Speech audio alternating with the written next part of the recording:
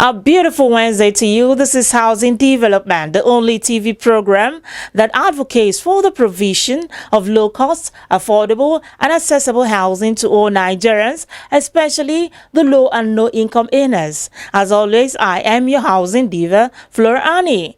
Coming up on the program today, Abuja residents react to the proposed bill by Senate to bar landlords from collecting annual rent. Also, experts share opinion on monthly rent payment. In addition, the Abuja Metropolitan Management Council coordinator urged developers to engage consultants in their construction works. These and more are lined up for you on the program today. It's over to our news desk for the latest news in the housing sector.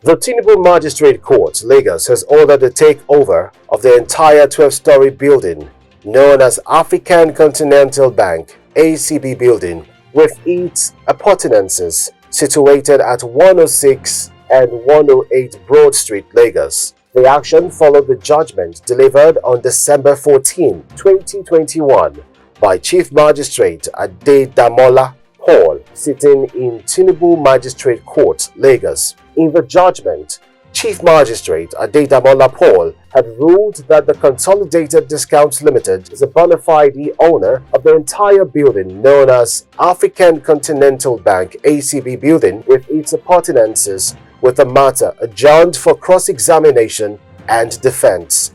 However, with the defendant's absence having no legal representation, the case for the claimant was so deemed unchallenged and closed in the circumstance. With the current increase of energy prices, these are not the best times for facility managers as the cost of maintenance for estates in the country is on the rise. The rise in costs, which is due to increase in the price of diesel from the pre-December rate of 250 naira to 300 naira per litre and over 350 naira per litre in the open markets, is now overwhelming many property managers.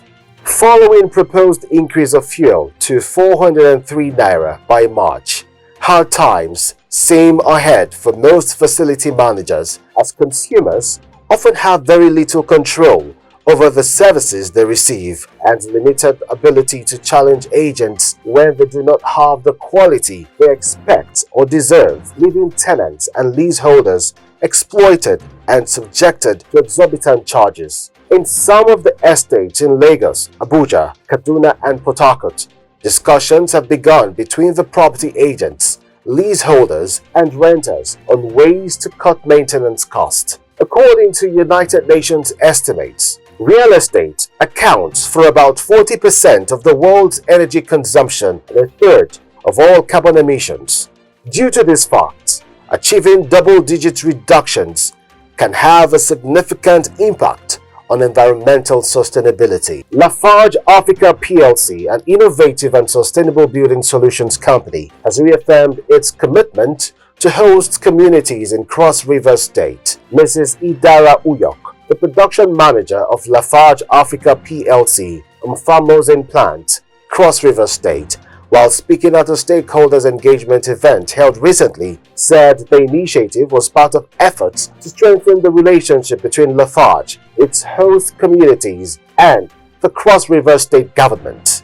The event attracted dignitaries from the government and across the host communities, including Commissioner for Affordable Housing, Cross River State, George Ben, amongst other dignitaries who played significant roles in the development of the state. Mrs. Uyok noted that the company is committed to the building progress for its communities through sustainable projects that will improve the lives of the people. As part of the infrastructure pillar of its CSR efforts, the company has supported its host communities to build a teacher's quarters in Ekong Anaku community and a town hall in a Sien town community. Lagos State government plans to build 7,000 new homes for low-income earners, making more landlords emerge this year. The new homes will complement the recently completed 744 housing units at Sangotedo and another 660 units of Lagos Home Ownership and Mortgage Scheme Lagos HOMS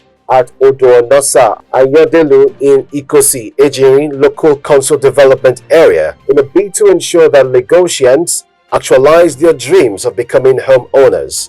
Confirming this development, the State's Commissioner for Housing, Murod Fatai, said this is part of efforts by the Sanwo-Olu's administration to address the housing deficit due to the growing population figure. He noted that discussions with property developers have reached advanced stages as the state is set to begin development of 3,600 low-income houses comprising one-bedroom and two-bedroom flats. The commissioner stressed that the present administration is also engaging multinationals, ministries, departments and agencies (MDAs) to build and finance housing, saying the option is viable as land is a limited resource. The Nigerian Institute of Quantity Surveyors (NIQS) Foundation is geared towards addressing the challenges of climate change, social housing, gender equality, amongst others. The chairman of the Board of Trustees of the foundation, Mr. Segun Ajanlekoko,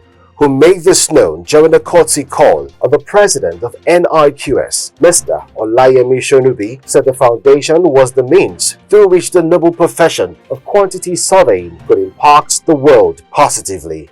Ajanlekoko, who is a past president of the NIQS Foundation, said the profession was an endangered one, but assured that through the positive impact of the foundation on humanity, the nobility of the profession will be brought back to limelight.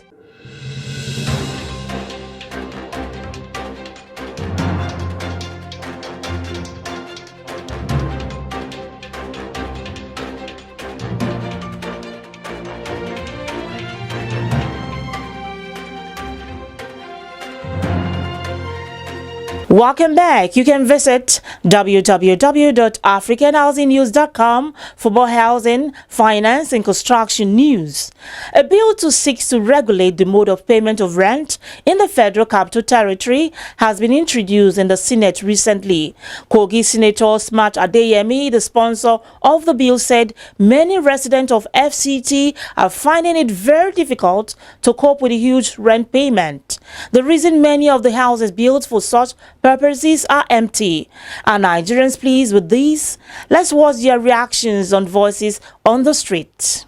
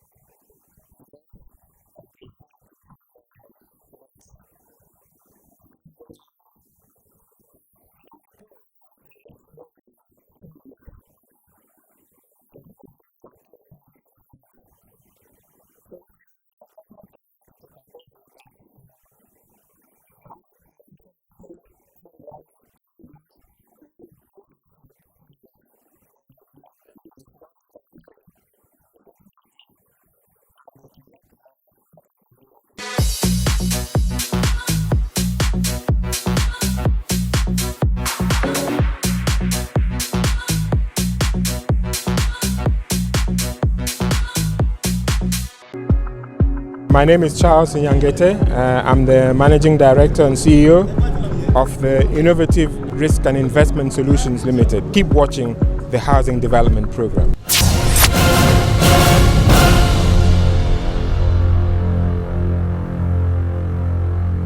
Mixed reactions there on voices on the streets on the proposed bill seeking to make it an offence for any landlord to demand payment of advance rent from tenants of residential and office buildings and spaces beyond 3 months. Still on the issue of monthly rent payment, the stakeholders have this to say. Economic indicators have shown that payment for a year or more in arrears affected affordability, thereby increasing shelter gap, hence the need for legislation. Reacting to this, Prince Oluseyi Lufadeju, Chairman Board of Trustee, Redden, says the outcry and worrying by people over the resolve is not necessary as both systems are being operated in Nigeria at the present. I do not really see why the outcry, why people are worried about paying rents in monthly or yearly. Because in any case, both systems are in operation in the country at the present moment. Some people are paying monthly, some people are paying yearly. So it depends on who is talking, who wants to determine whether to pay rent either monthly or yearly. If it's the developer, the landlord, the person who is building properties for rent and for sale, of course, such a person will prefer to get his rent yearly, because then he will have opportunity to have bulk money to continue development. He will have less problems in terms of administration of rent on a monthly basis or on a yearly basis. And of course, it makes it easy for him to ensure that there is full utilization of the property for the full year instead of having just for a few months. He, however, pins the problem on shortage of houses, stating that the system should be flexible and left to the market forces to determine. The whole problem is due to shortage of accommodation. If we have sufficient properties and everybody has access, the problem will not be there, it will not linger. And I think it has to do with the development of our credit system. If people have a credit rating that will ensure that they are in a position to pay their rent, there won't be any problem, there won't be any need for the landlord to be asking for yearly payment, because he knows that the rent payment is guaranteed because the person has a good rating in terms of having good credit. He will not default in payment of rent. Mrs. Erizua Agbontine, a resident of FCT, in her reaction, says what is necessary at this point is for the government to make our laws people-friendly, as this will help the common man. I think it's for us to make our laws and our initiatives people-friendly, because everybody is not a pauper in Nigeria, and everybody is not a millionaire. So we look at it. Where do the majority of the people stand? And it is what is people-friendly. A man who lives in a penthouse, in a skyscraper, will not even be thinking of paying monthly because he has other things to do with his money. But there are those of us who don't live in penthouses. We live in, well, houses for the masses. And the truth is that you don't pay rent from the money you have not earned. While many condemn the idea on the basis of lack of institution and delaying court judgments to support monthly rent payments in the case of default, few are of the opinion that Nigeria cannot operate in isolation, saying it is the practice globally. My name is Andrew Chimponda, the Group Chief Executive and Managing Director of Shelter Afrique. I strongly endorse the housing program and housing show, and I think you should keep watching it. Thank you.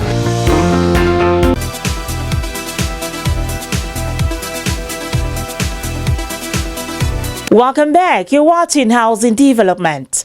The coordinator of Abuja Metropolitan Management Council, Umar Shuaib, has urged developers to engage reputable consultants in the construction work as well as get insurance coverage for the housing project. Take a listen. The spate of building collapses in Nigeria and the attendant losses of lives and property are worrisome. In seeking for solutions and the way forward, the coordinator of Abuja Metropolitan Management Council says following the collapse of buildings in some states of the Federation, his agency is making all efforts to ensure developers do the right thing.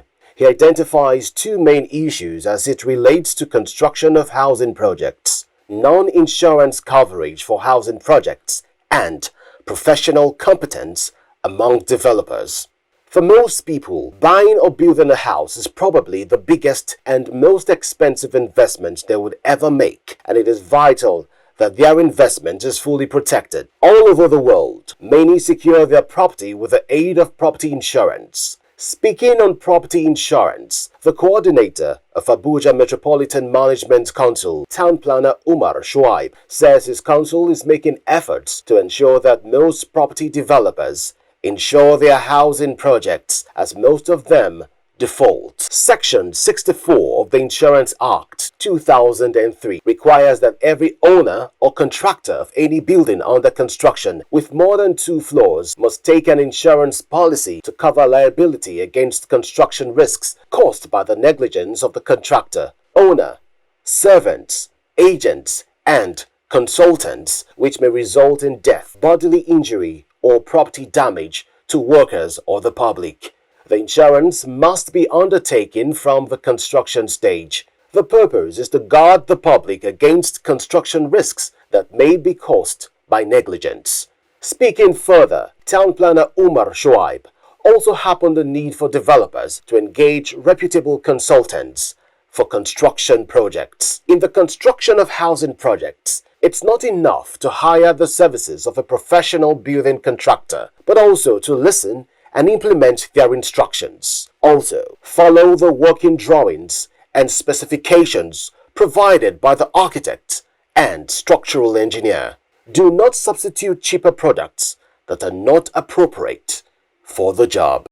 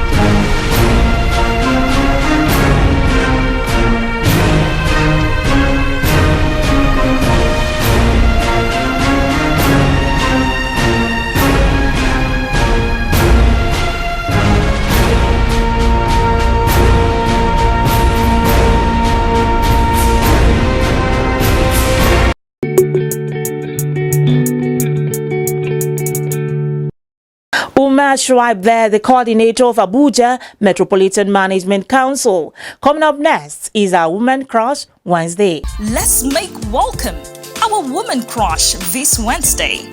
Barrister Oluwakemi Olomola Shijuade. Oluwakemi Shijuade is a detailed and results-oriented professional. She holds a national diploma in estate management. She also obtained a Bachelor of Law degree from the University of Wolverhampton, United Kingdom, and Barrister at Law from the Nigerian Law School. Amazingly, Oluwakemi has attended a wide range of management development programs and training courses, such as leadership and strategic management, women in management, United Kingdom in 2010, amongst others. Oluwakemi Olomola Shijuade belongs to several prominent professional business associations, notable amongst which are Real Estate Lawyers Association of Nigeria, Real Estate Developers Association of Nigeria, Female Lawyers in Real Estate Practice, to mention a few. Meanwhile, she is married with children. Her interest includes traveling, reading, and playing tennis. These are reasons that stands Oluwakemi Olomola Shijuade out as our woman crush this Wednesday. If you'd like to nominate someone to be featured on Woman Crush Wednesday, reach out to Housing Development via our email, housingprogram@gmail.com. Our Woman Crush Wednesday segment is also open for sponsorship. Send a DM to 0909 609 4099. WhatsApp only. My name's Robert Hornsby with American Home Builders of West Africa. Keep watching Housing Development Program.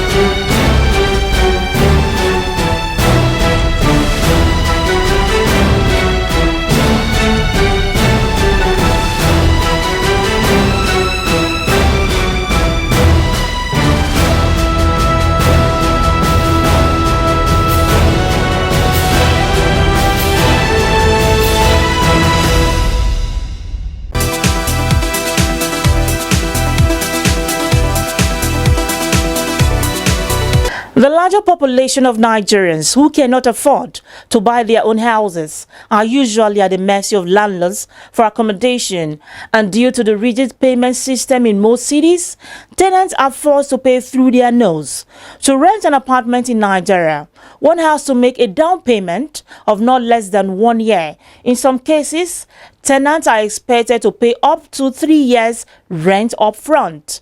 Inasmuch as the idea of monthly rent payment is awesome, government should also take the initiative to work with developers to offer more rent-to-own options, one that will suit the needs of the low-income group. On that note, I say thanks for watching Housing Development. If you missed any part of today's edition and you wish to watch it over again, you can do so via the YouTube channel Housing TV Africa. Keep it at the same time for the next edition of Housing Development. I remain your housing diva, Flora Annie. See you soon.